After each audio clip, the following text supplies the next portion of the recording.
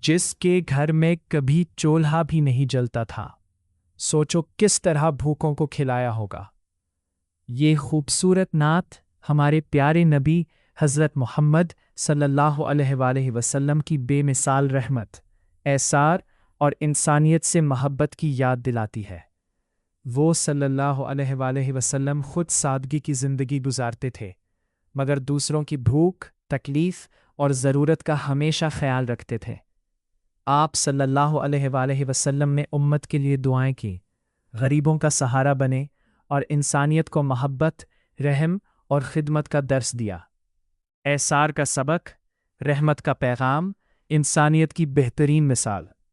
آج کے دور میں بھی نبی کریم صلی اللہ علیہ وآلہ وسلم کی سیرت ہمیں سکھاتی ہے کہ حقیقی کامیابی دوسروں کی مدد، ہمدردی اور اللہ کی رضا میں ہے۔ اللہ تعالی ہمیں اپنے حبیب صلی اللہ علیہ وآلہ وسلم کی محبت، ان کی سنت